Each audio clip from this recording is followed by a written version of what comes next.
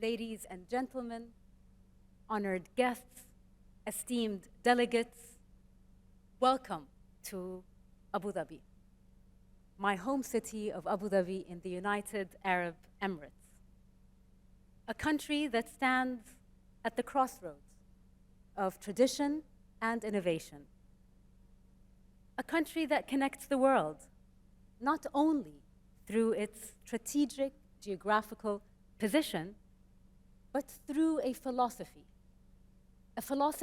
of unity, a philosophy of opportunities, and through this philosophy acts as an economic and cultural gateway between the East and the West, between the North and the South.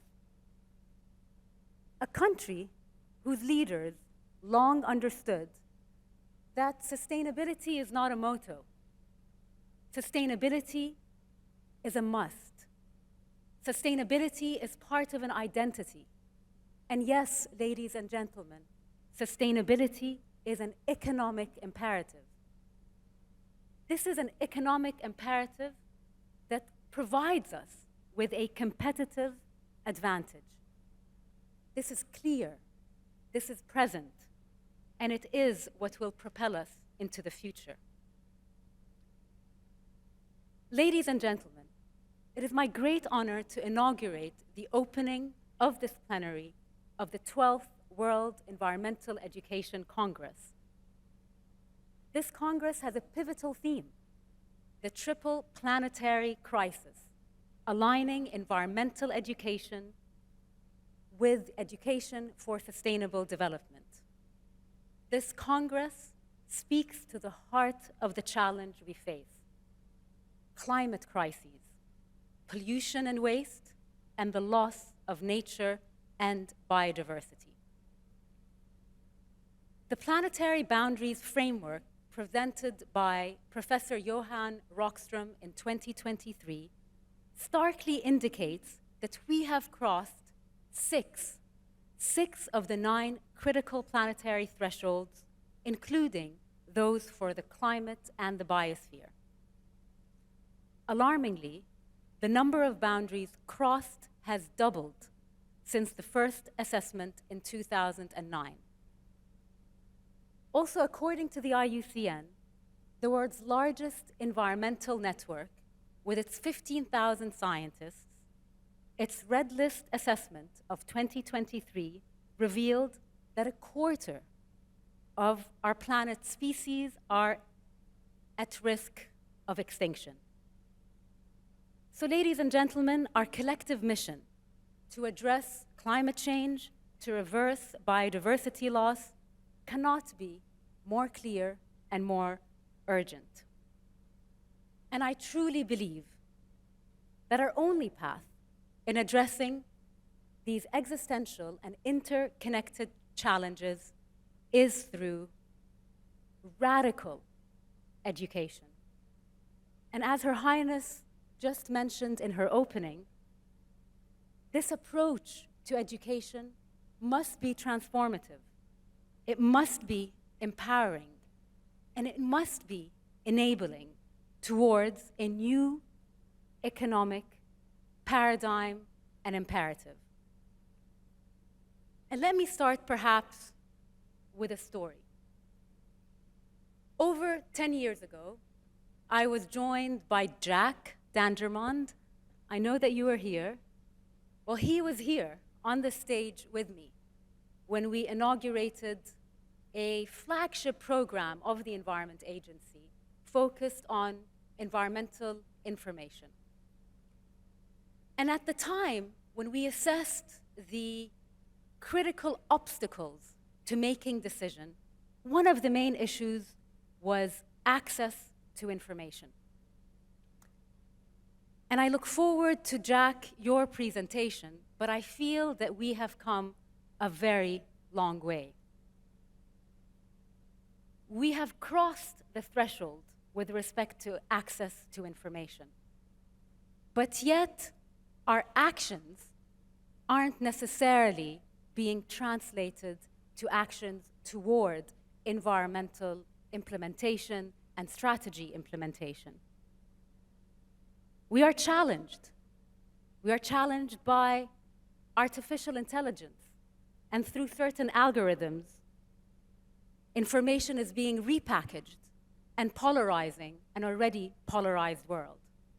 And so we must collectively confront our education approaches from those that perhaps define education as information sharing or information indoctrination. We need much more. Perhaps we need less information and more inspiration. But to inspire, ladies and gentlemen, we ourselves must be inspired. We cannot subscribe to a scenario of gloom and doom, inciting fear, not just for our future, but for our present. We must remind ourselves of humanity's resilience and capacity to overcome the challenges. And for me, ladies and gentlemen, I had, like many of you in this room, the incredible opportunity to witness when countries, when nations, when civil societies, when academia, when youth, when students stand together and collectively decide that we must change. And we got a glimpse of that at COP28 in the UAE. COP28 represented a critical juncture in our global environmental discourse. The UAE consensus is the most significant climate change agreement that was signed since the Paris Agreement. For the first time in any negotiated climate change agreement, the UAE consensus called for the transition away from fossil fuels. It called for a transition away from fossil fuels through a very clear mechanism, including tripling of renewables, doubling down on energy efficiency.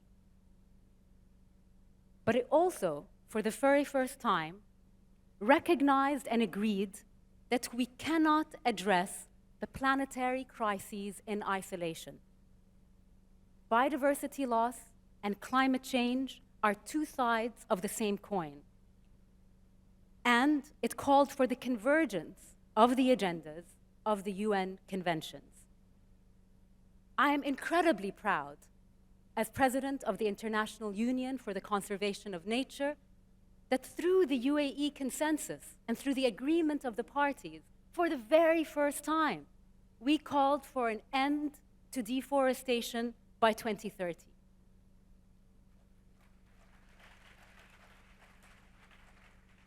And inspired by my colleague and friend and warrior, Elizabeth, that just spoke, COP28 also recognized the indispensable role of indigenous peoples, local communities, women, and girls in combating climate change and biodiversity loss.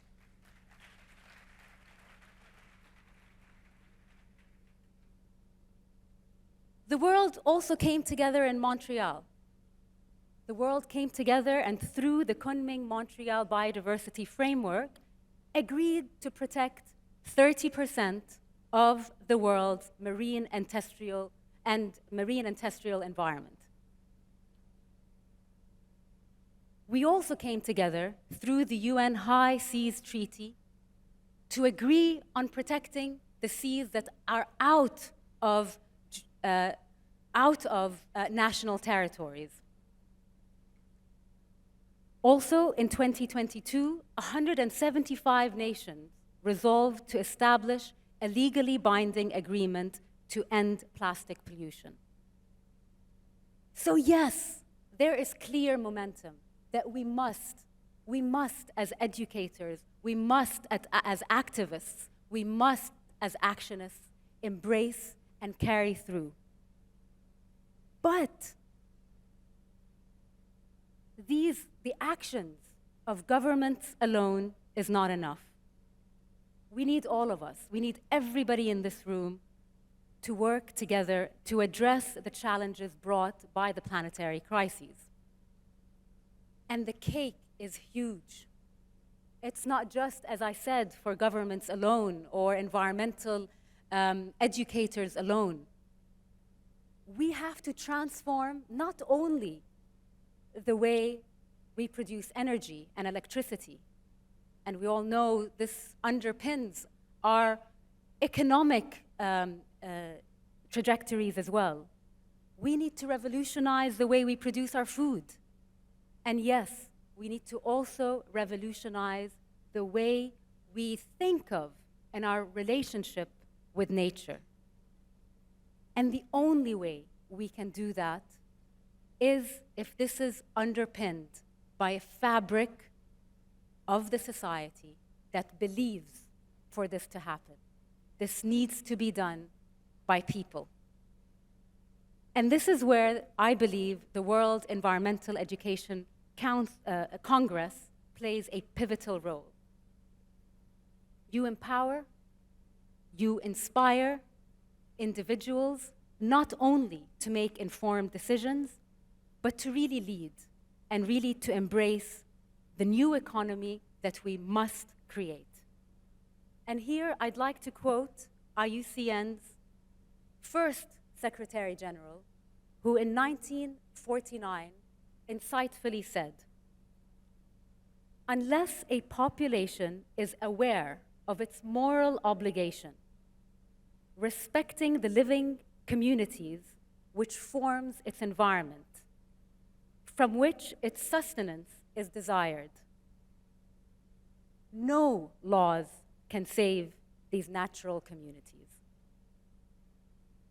So together with this Congress and together with the Commission of Environmental Education and Communication of IUCN, we are working towards the Abu Dhabi roadmap.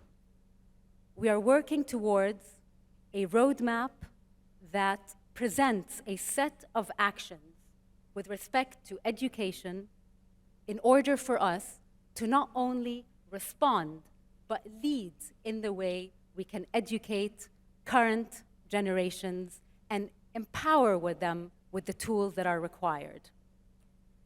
This roadmap is our collective commitment to addressing these challenges, and I look forward to working together with you on this.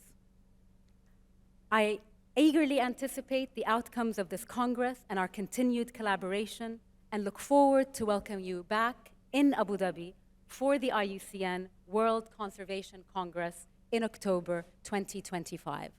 Thank you very much for your attention and look forward to our continued collaboration.